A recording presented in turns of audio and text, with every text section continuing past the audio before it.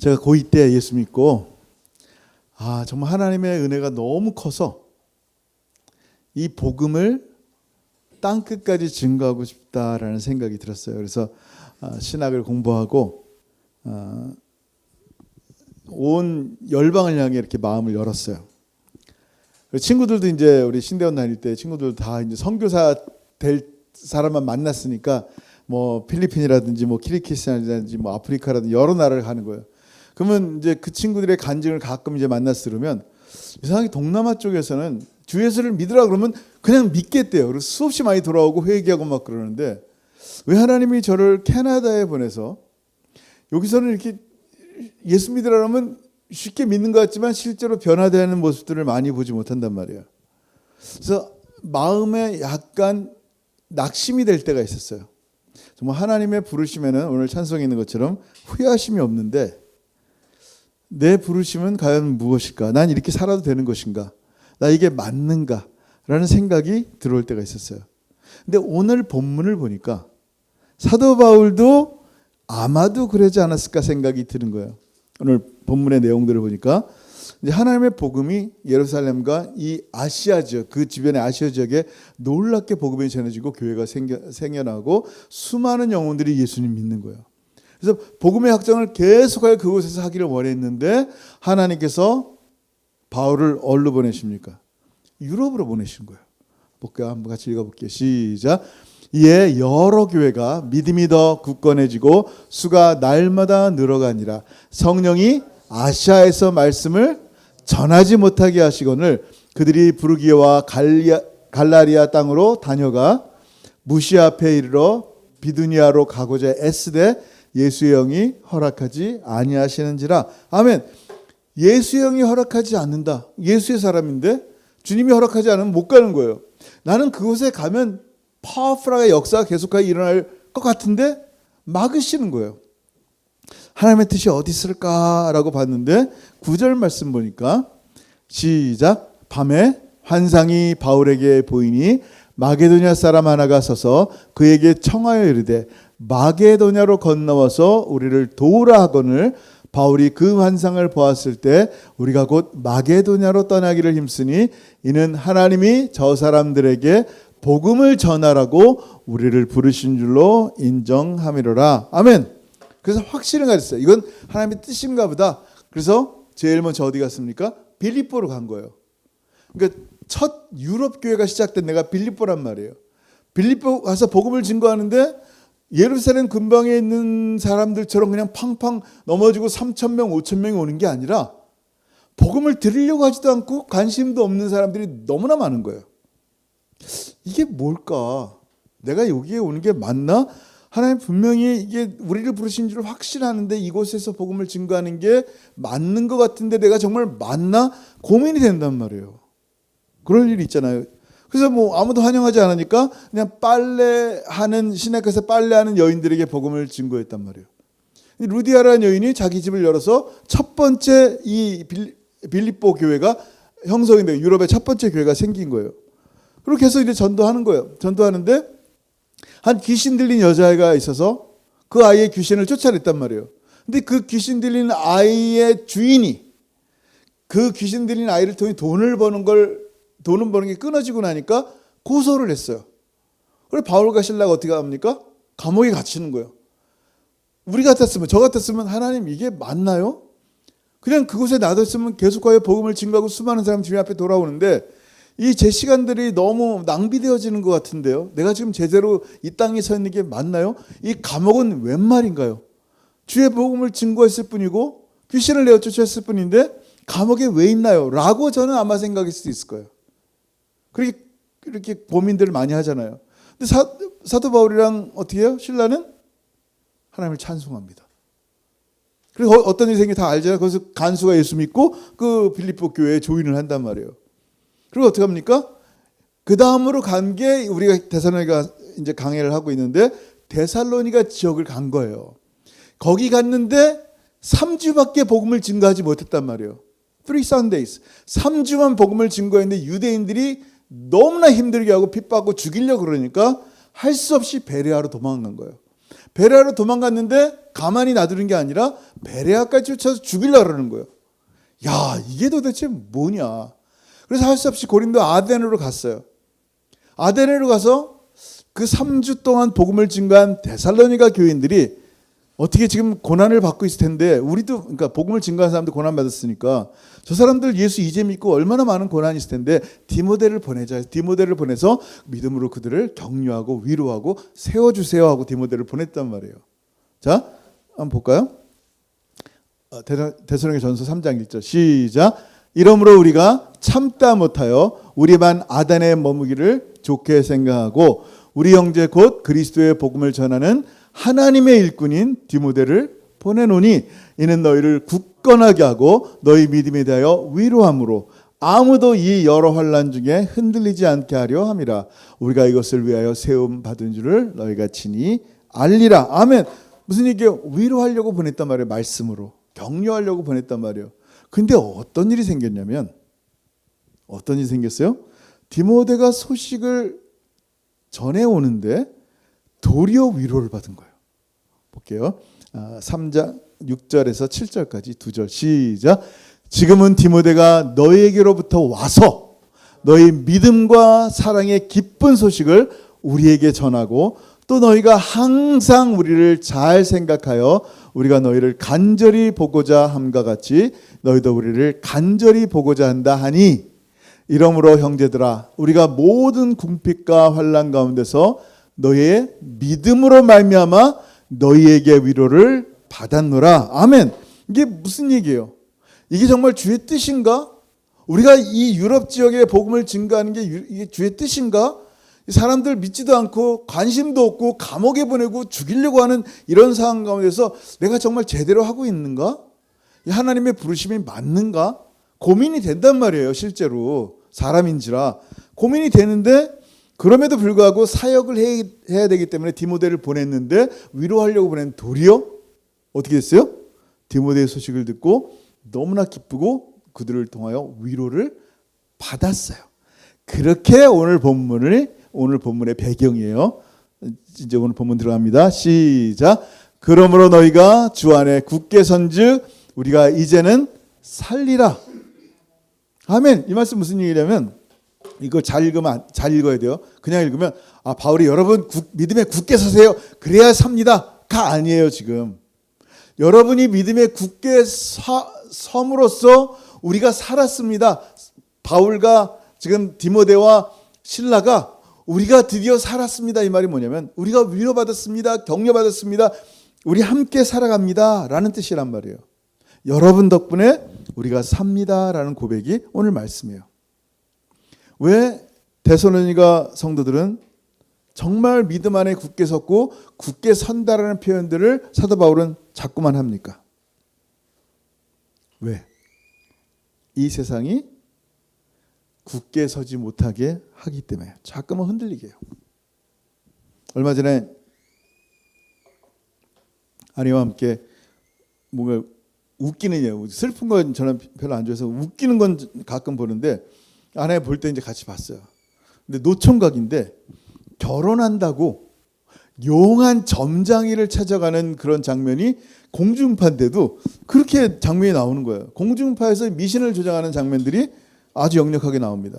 근데 거기서 신기한 건 뭐냐면, 그 무당이 얘기를 할 때마다 그 결혼하려는 그 탤런트가 깜짝 놀라는 거. 어떻게 알았지? 어떻게 알았지? 소름 끼쳐. 막 어떻게 알았지? 막 그러는 거예요. 그 다음부터는 그 무당의 모든 말에 맹신합니다. 구슬하라면 구슬하고 돈을 내라면 돈을 냅니다. 우리의 믿음을 흔드는 세상 가운데 있어요. 그래서 그게 뭔가 신기하다. 이런 거 어떻게 알지? 무당이 또 보고 또 보고 또 보고 더 깊이 관여하게 되는 거예요. 여러분, 신명기에 이미 주님 말씀하셨어요. 한번 읽어볼게요. 시작. 너희 중에 선지자나 꿈꾸는 자가 일어나서 이적과 기사를 내게 보이고 그가 내게 말한 그 이적과 기사가 이루어지고 너희가 알지 못하던 다른 신들을 우리가 따라 섬기자 말할지라도. 주님은 아세요. 이게 귀신의 역사 가운데 이루어지는 거예요. 역사가 이루어지는 걸 안단 말이에요. 그리고 그들이 얘기하는 거예요. 그 신령님께, 그 귀신님께 구슬해야 됩니다. 위로해야 됩니다. 돈을 해야 됩니다. 그러면 다 따라간단 말이에요. 이런 시대란 말이에요. 지금 이런 시대. 이런 시대 가운데 하나님이 뭐를 말씀하시고 싶어 하냐면 그가 내게 말한 그 이적과 기사가 다 이루어진다. 알아. 우리가 알지 못하던 다른 신들을 우리가 따라 섬기자 말할지라도, 그 다음 절 시작. 너는 그 선지자나 꿈꾸는 자의 말을 청종하지 말라. 이는 너희의 하나님 여호와께서 너희가 마음을 다하고 뜻을 다하여 너희의 하나님 여호와를 사랑하는 여부를 알려하사 너희를 시험하심이라. 아멘. 이런 이유가 뭐예요?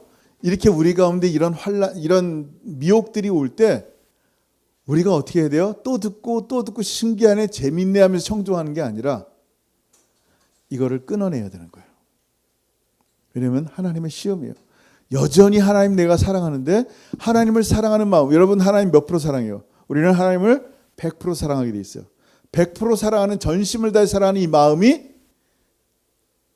무당, 귀신 혹은 거짓 선지자들의 말에 휘둘려서 빼앗긴단 말이에요. 그래서 어떻게 하래요? 그럼 어떻게 돼요? 5절 시작. 그런 선지자나 꿈꾸는 자는 죽이라. 아멘. 뭐라고요? 죽이라. 여러분 지금 무당 집마다 칼 들고 와서 죽이면 안 돼요. 큰일 납니다. 어떻게 해야 돼요? 내 마음에서 끊어내란 얘기예요. 내 마음에서 그걸 즐기면 안 돼요. 그 미혹하는 그들의 말을 들으면서 즐거워하고 더 연구하고 관심 있어하고 귀신이 어떤가 상고하고 하지 말란 얘기예요. 끊어내야 돼요. 우리 하나님 사랑하는 그 마음이 빼앗기지 않도록 끊어내요. 잘라내야 되는 거예요. 여러분 주님 사랑하는 그 마음을 조금 더 빼앗기면 안 돼요. 왜? 지금 이 시대가 여러분의 믿음을 흔들기 때문이에요. 혼탁한 시대이기 때문이에요. 그래서 사도 바울은 뭐라고 얘기합니까? 믿음으로 굳게 서라 주 안에서.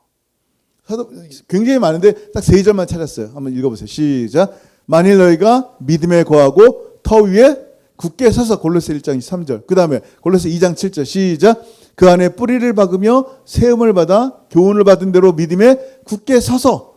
그 다음에 고린도서 16장 13절. 시작. 깨어 믿음에 굳게 서서 남자답게 강건하라. 아멘. 계속 믿음에 굳게 서라 라는 말씀을 왜 합니까? 이 시대가 여러분이 믿음에 굳게 서도록 놔두질 않는 거예요. 굉장히 많아요. 우리의 마음을 혼탁하게 하고 미혹하게 하고 넘어지게 하고 흔드는 게 너무나 많아요. 특히 여러분 이 말씀 남자답게 강건하라 라고 얘기했어요. 요즘은 남자다라 여자다라 얘기하면 이제 차별적인 말이라서 말을 못하는 시대인데, 여러분 믿음에 굳게 선 남자답다라는 말이 뭐냐면요. 자, 사울 왕이 있고 다윗 왕이 있어요. 누가 더 남자다워요? 우리가 생각하는 남자답다 그러면요, 사울 왕이에요. 키도 커요. 남들보다 머리 하나 더 크단 말이에요. 등치도 좋고 잘생겼어요. 정말 왕 같아. 생긴 게 대단히 힘도 세고 좀 무술도 잘해요. 근데 이 남자답다는 게 그런 거냐라는 거예요. 사울 왕은요 항상 사람들의 평가에 두려웠어요. 사람들이 사울은 천천입니다. 1000명의 사람들을 죽였습니다. 아 그렇지 내가 그렇지 사람들이 칭찬하는구나. 그러다 갑자기 다윗은 만만입니다. 그러는 순간 갑자기 다윗을 향해 화가 나기 시작하는 거예요. 시기와 질투가 생겨납니다. 왜? 하나님을 두려워하지 않고 사람들의 말을 두려워하는 거예요. 결국 그의 말년이 어땠어요? 블레셋의 전쟁에 침공하니까 두려워서 끝까지 두려워서 점쟁이를 무당을 찾아갑니다. 그리고 그 다음날 비참하게 죽는단 말이에요. 이게 남자다운 거냐라는 거예요. 남자답게 강건하게 믿음에 굳게 선단 말이 무슨 얘기냐면요, 다윗 같은 거예요. 보이지 않는 하나님을 의지하는 거예요. 다윗이 왕이 되기 27년 전에 사무엘이 기름 부으면서 너 왕 된다 그랬어요. 내년에 될까? 내후년이면 되겠지? 한 5년 지나면 되지 않을까? 근데 웬걸 계속 환란이 있는 거야. 사울은 죽이려고 그러죠. 너무 힘든 시간들, 광야의 시간들을 보내는 거예요. 마침내 기다렸다가 왕이 되는 거예요. 믿음이 안 생긴단 말이에요. 그 믿음이 생길 수 있는 환경이 하나도 없는데도 불구하고 다윗은 어떻게 해요? 끝까지 믿음으로 하나님과 교제하는 거예요. 그가 하나님을 두려워하는 것은 하나님밖에 없었어요. 하나님을 경외한단 말이에요. 하나님을 경외하니까 사람이 두렵지 않은 거예요. 이게 남자다운 거예요. 여러분 시편 118편 6절 얼마나 폼나요? 시작. 여호와는 내 편이시라. 내가 두려워하지 아니하리니 사람이 내게 어찌할까? 담대하잖아요. 두려워하지 않단 말이에요. 우리 집사람은요 남자답지 않아요. 남자 아니니까 순식간에 제가 이렇게 가만히 있다가 서 있으면요 깜짝 놀래. 내가 왜 무섭지? 무서울 정도로. 아까 여기서도 문 열다 이렇게 좀 녹슨 게 있어서 테이프를 감고 있었는데 오면서 깜짝 놀라더니 자기가 놀라더니 저를 막 혼내는 거예요. 왜 거기 서 있냐고. 고치려고 서 있었지. 어쨌든 깜짝 놀라요. 근데 이 말씀 뭐예요? 여호와는 내 편이시라 내가 두려워하지 아니하리니 사람이 내게 어찌할까? 남자답잖아요. 남자답다라는 말이 그런 뜻이 아니란 얘기예요. 하나님을 경외하냐라는 거예요. 하나님을 두려워하느냐라는 거예요. 하나님을 두려워하면 사람을 두려워하지 않습니다. 사람의 말에 좌지우지 되지 않습니다. 여러분 믿음이 사라지면요 세상에 문제만 보이고 세상에 두려워집니다. 데살로니가 교인들이요 세상만 보던 사람들이 일생에 매여 종로로 타던 사람들이 두려움에 떨던 사람들이 복음을 듣더니 환난이 와도요 주님을 부인하지 않아요. 믿음에 굳게 섭니다. 그 얘기를 듣는데 사도 바울이 위로가 되는 거예요. 그래 한 명이라도 두 명이라도 그가 예수 믿고 그렇게 변화된다면 그것으로 충분하다. 오늘도 이제 원주민교회에서 예배를 드리고 있는데 우리 지난번에 우리 버니스 할머니가 이제 이 콜리는 그 대장에 암이 있다고 검사해야 된다 그래서 기도했어요. 기도하면서 하나님 있어도 하나님 암을 치료해 주세요. 근데 오늘 왔어요. I'm cancer free 그런 거. 캔슬이 없대요. 할렐루야. 근데 우리 프랭크가 심장 때문에 우리 의사 선생님이 이제 바로 응급실에 보낼 정도로 심장이 이제 스트로크 난다고 했는데 기도했어요. 그거 어떻게 했어요? 스트로크가 이게 여기 있는 게 없어졌대. 할렐루야. 그러니 내일 모레인가 스페셜리스트 보는데 또 멜빈인가 병원에서 이제 죽을지도 모르는데 퇴원했대요. 그러니까 이런 얘기들 쭉 들으면서 야 하나님의 역사가 비록 우리가 열매가 많이 없는 것 같아도 하나님이 계속하여 역사하시고 살아계시는구나. 그 말을 듣는데 제가 위로가 되겠어요? 안 되겠어요? 위로가 되는 거야. 하나님이 이들 가운데 여전히 역사하시는구나. 숫자에 많고 조금이 아니라 얼마나 많은 사람들이 주님께 돌아오는 게 아니라 그냥 내 자리에 서 있고 믿음에 굳게 서고 그들이 믿음에 굳게 서는 걸 보면서 함께 위로받고 함께 기뻐한다면 이것이 주님 앞에 은혜다라고 생각이 드는 거예요. 여러분 오늘도요 예수 안에 거해야 합니다. 믿음으로 거해야 돼요. 세상은요 정말 두려움으로 가득 찼어요. 얼마 전에도 일본에서 이제 큰 지진 난다고 이제 뉴스에 났죠. 중국에서 코비드 같은 게 터져가지고 지금 다들 걱정하고 있죠. 심지어 캐나다 이 BC에서는 병원 갈 때 마스크 써야 된대요. 의무화 됐어요. LA 불바다 났죠. 저곳에서 전쟁 소식 나죠. 지진 일어나죠. 무슨 얘기예요? 세상은 두려울 것들이 너무나 많아요. 안전한 곳이 어디 있어요? 여러분이 찾는 안전한 곳에 갔다고 해요. 정말 안전할까요? 밤에 누가 강도가 들어올 수 있잖아요. 여러분의 물건 훔치고 여러분의 가족을 상하게 할 수 있단 말이에요. 이 세상에 안전한 곳은 없어요. 만약에 여러분 스스로 살아간다면요 두려운 것들 뿐인 게 이 세상이란 말이에요. 여러분 마음속에 계속하여 무언가 두려워하는 마음을 갖는다면요 그거는 하나님의 영이 아니에요. 뭐예요? 귀신의 영이에요. 두려워하는 영이에요. 보세요.